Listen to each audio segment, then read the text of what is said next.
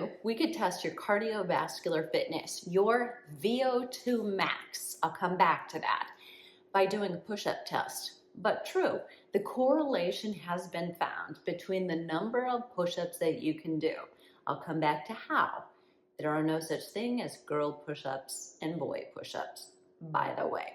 Okay, so traditionally, the best way to test your volume of oxygen capacity, so the ability for you to utilize oxygen, is really necessary. There's two things that happen. Number one, you have to be able to breathe deeply to get the oxygen in, but step two is your body has to be able to extract that oxygen from your bloodstream as it finally circulates it. So there's a lot going on that is directly related to longevity.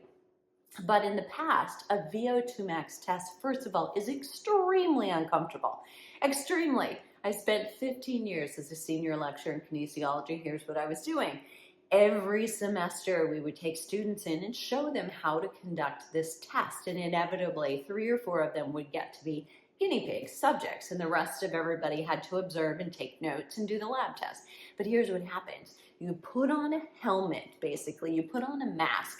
You are breathing into it. So we give them a chamber. This is oxygen they're breathing in, and then they're expiring also, and we are measuring. We've measured the air. We're measuring what's expired. So we know how much oxygen are they consuming from this.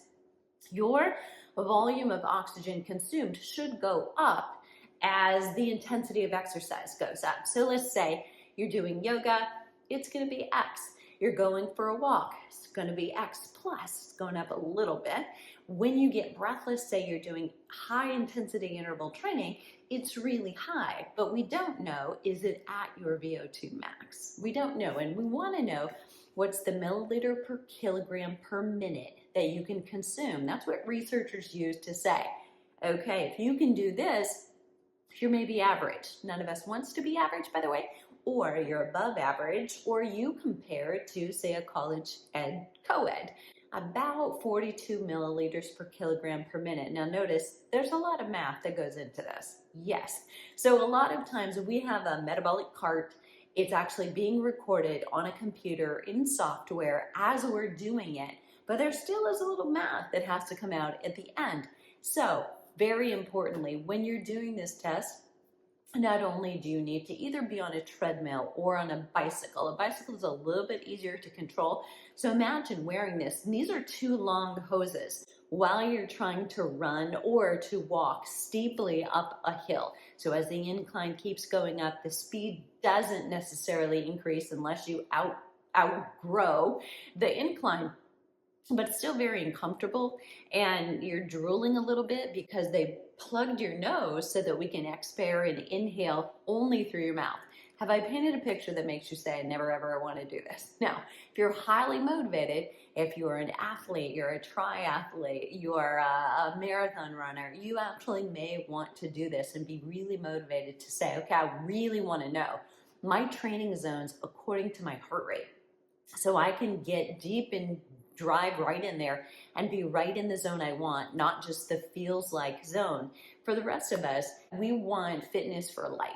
We're not necessarily trying to reach a podium at the end of a race and win it.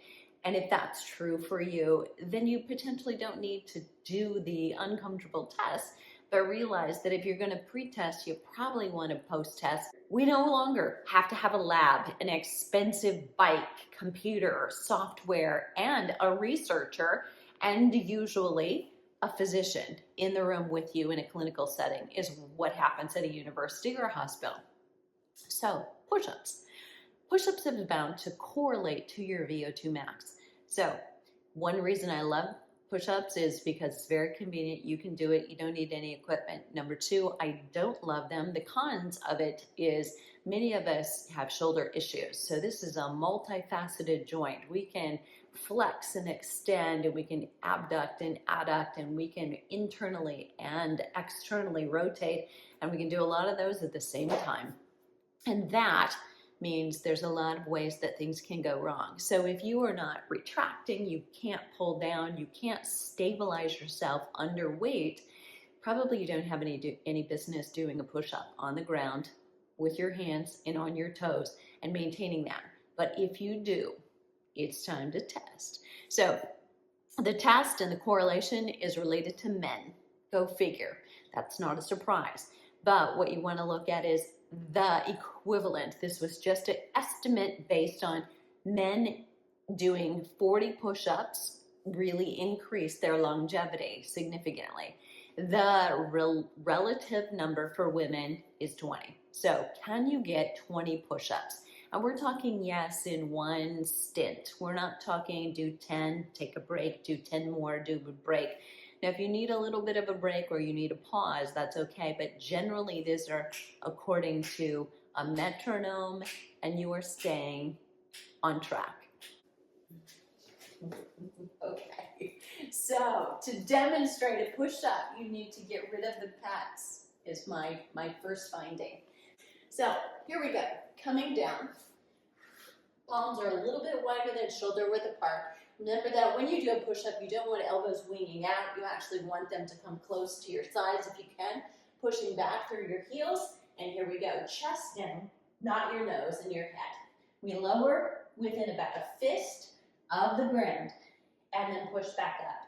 Now, something to keep in mind about your push-ups, if you haven't been doing push-ups, chances are you can increase this and improve it if you practice and push. So that's good form, all right? If you suddenly slow down, you're done, you're done. But if you are practicing to get better, try sets of 5, sets of 10 with absolutely perfect form and see if you can improve it. So come back in a month, try it again. So let's talk walking speed. How's yours? So walking speed is another determinant and relative to longevity, but I may be preaching to the choir. This one I think you're gonna like. If you can walk at least 3.0, 3 miles an hour, your longevity is kind of over that mark. Your longevity is significantly better than someone who can't get to 3. So here is the other thing to consider. If right now you're not at 3 and you improve every bit, every 1/10 of a mile, every 2/10 of a mile that you increase your speed dramatically, significantly bumps your longevity up. So it's not hard to improve. What it may take to improve your walking speed is, yes, of course, if you want to get better at walking fast, you have to walk fast. However, if there are reasons why your gait, the way you set your foot down, you swing your arm, you rotate through that step, something is wrong with that. It may be about strength, because strength and power are what help you push the earth away behind you. Here's how to test yourself. You're going to measure a mile. So this is not just your, how can I do, what do I do speed-wise for 3 minutes on the treadmill? You can't do this test on a treadmill because most treadmills that the majority of us are using regularly are battery operated. You plug them in, it's already helping you. So please, you need to do this outside. So measure it from outside your front door to a mile away. And if you ever retest, you have to compare apples to apples. So you need to absolutely do it again. Same path. So keep it as same as you possibly can. So you're gonna do that and look at what's my average speed. Trying to maintain it, but you may want to repeat that test. On any of these trials, you may want to do, I'm going to test today, I'm going to maybe test again tomorrow and test again the 3rd day. Now you have 3 things, take the average of those. What's my average speed? So if you're feeling like one test is going to be plenty for me right now, that's okay.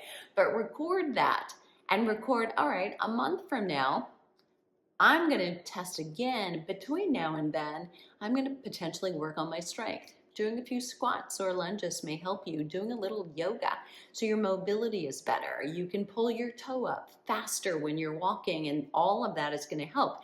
Those kinds of things, mobility around your ankles, your knees, and your hip, may actually help you walk faster, as walking faster will. Okay, So that's an easy one. You've got to do that one on your own.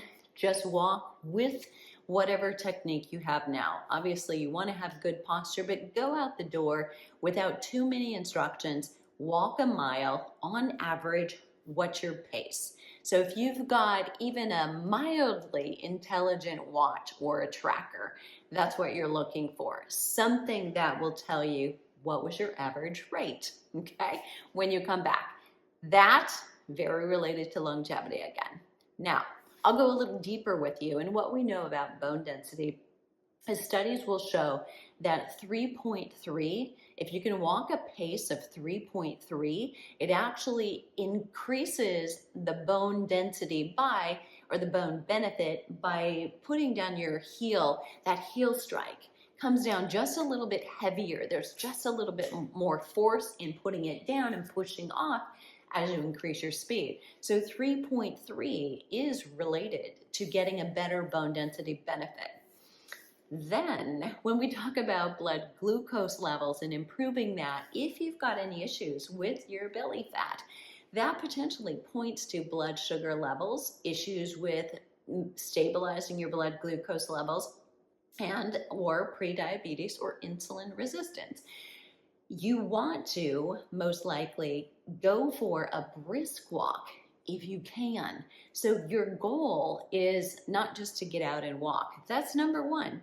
But if you can take it to the next level, it might be walk 10 minutes after each meal. That can really help blood sugar levels around the clock, not just after those meals. And if you can walk briskly, you're going to do even better good for cardiovascular health, as well as for your bone density and blood sugar levels. So there you have it.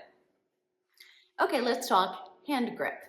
Your hand grip strength actually also correlates to your longevity because it's an indicator of your total body health. And it is really, truly, total body health correlates to your longevity or mortality, depending on how you want to think about it. So grip strength can be tested really easily at home. So this little tool is a brand name. I will link to it, but it's Handgrip. It's in my Flipping 50 Amazon store. It costs around $30, $35. And I will tell you, it is not the first one I got. I got one, wasn't really easy to use, wasn't cooperating, sent it right back. This one has been a dream. So very easy. So you can see it's got two little buttons. We can't hardly get this one wrong. It's also got an adjustment right here. So I moved this little thing. So if I had a bigger hand, I would probably move this up. So my hand would be up here. I've got a fairly small hand, so I wanted it to fit so that I can actually get a grip. Get a grip. Yes, well, okay. Pun intended. So if you needed to make it a little smaller, you have an even smaller hand, it can go together. You got to leave something to squeeze. But what I'm going to do is turn on start. And then what I'll do is as soon as the light comes up, I will push, all right, here we go. Push on, start, and boom. I'm just holding on and I'm letting go. And what it recorded is the highest that it had while I was holding it. I'm gonna do that again, shake my hand out. I'm gonna do the best of 3 times.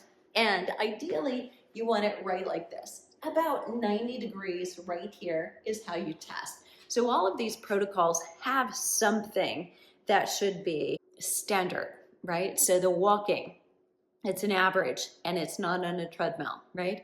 The push-ups, there's gotta be a within fist space from the floor on the toes and according to kind of a pattern or a rhythm. Last time, and you can flip this between kilograms or pounds, so I prefer pounds.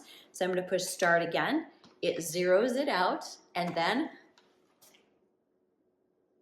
and yes, I know I held my breath, I didn't need to do that. So today, 65.2. So apparently I needed more wheeze over the weekend because my highest is 69.9.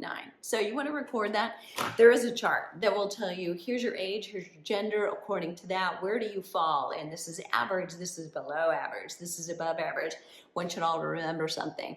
That is norms. Your parents did not look into the crib and say, I want you to be average. Oh, we hope you're average. No, and you don't want to be average either, right? You want to be stronger, than the average American who may smoke and drink and eat lots of processed food and not necessarily, have good health habits. So it's not what you're looking for, but one of the things you are most looking for is, where's my number now? And am I getting stronger, not losing strength? It's the biggest value of it. Let's say you don't have that, don't have a way to test it. What I want you to do is, if you can, find a bar, if you've got one in your house, and you're going to hang from that bar for 30 seconds. For men, it's 60. But that's approximately the equivalent of testing well in hand grip. So it is much more informal, but that's a great substitute. So can't find that, don't have a pull-up bar at your home. If you're using a gym or a community center, most likely there is something that you can hang from, and or go to the playground and look for the monkey bars. Now that's going to be a little thicker, so it's going to be a little harder to hold. So as here, the grip is pretty comfortable, right? So even for a small hand like mine.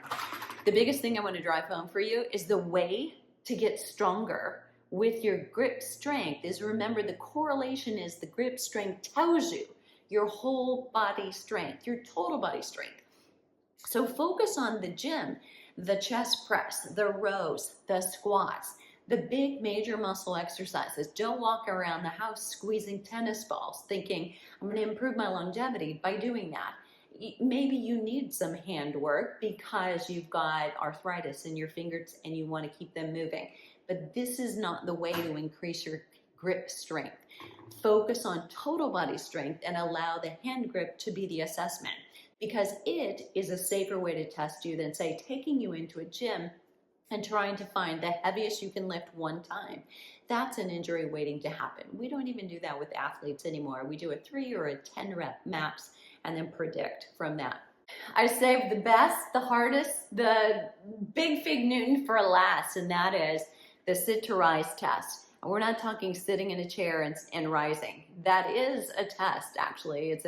It's another test, but I would say hopefully that's not here and now what we need yet. At some point it may be. But if we eat our Wheaties, not really, but we take our protein in seriously, we take our creatine in seriously, we're eating high quality whole foods, we're exercising the way we're proposing here based on science, our longevity can change. We may never have to do that, just getting up out of a chair and walking, and see how far we can walk in 10 seconds as a test, because we'll be climbing mountains when we're that old. But here's the last one. Now, this is a challenging one for anybody who's got a loss of mobility, and most of us, compared to when we were 2, we definitely do. Compared to when we were 20 or 30, we potentially do. Those of you who are going to do best are probably doing some mobility work all the time. Maybe it's yoga, maybe it's Pilates, but it's very relative, most likely, to those things. So this may be a wake-up call for, I need to get back to some of those things. So as I come down, I can get down very easily. I'll give you a heads up. Spoiler alert, I struggle coming up. But here's the way we score this test. You start with a 10. You start with your 10, and anytime you use a hand, you use a knee, a foot, an ankle, you roll over and wiggle to get up, that subtracts 1 point from your score, okay? So you come down. I will come down pretty well. I can even put the brakes on so it's not a big thud landing on the floor. However, coming up is another story. So I struggle to get leverage. You're sitting on the ground cross-legged. So coming up, if you have to put one hand down, you have to put knees down, you have to put one and then the other down, you're missing points. Here's the way this is scored. If you score below 8, those in the study that did were more likely to die in the next 6 years.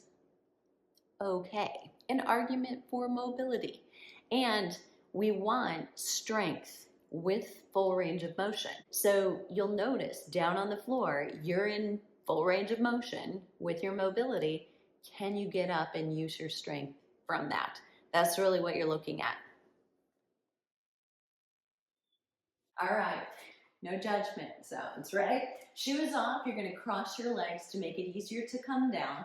So you're going to just simply have a seat, gently if possible. Now the goal would be that I would pop right back up. Yep, and here it is. It's not happening. So here's the push. Can she do it? She can't, actually. So I'm going to tell you right now I can't. So I'm going to take 1 point away, half a point coming up and then back up. So it was 1, right? That was it. So each of those, hands down, knees down, that's minus half a point. So what did I score? 9.5. Now, I don't know. I mean, that would be pretty good. Might win an event. But, you know, in terms of longevity, it wasn't a 10 out of a 10.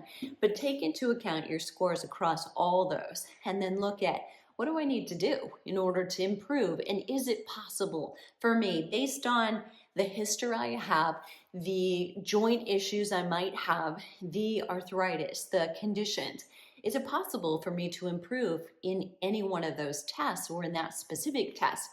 And take a look at the ones you can, those that you can't do anything about, even though the pros and cons of some of these tests are not everybody's going to be able to do that one. But that is exactly the point. They are related to longevity.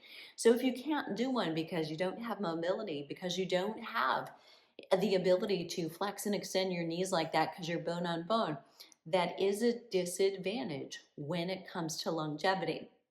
So the difference is, now you know. So don't be disappointed, don't be devastated by it, but do look at, I can't change that. And what can I change? Can I improve my grip strength instead? Can I improve my walking speed instead? Can I improve my push-ups related to total body strength and the way that you're moving functionally, because you're using a lot of core when you do that. Everything's working together in kind of synchronicity when you're doing a push-up. So those 4 tests are not by any means just the gold standard, but they are kind of a fun way to look at, how can I test my longevity myself and know how am I doing? Because they have been validated by research. So we'll put some of the studies down below. We also did a podcast, and I will link to that podcast where I shared all of the research based on each one of these tests.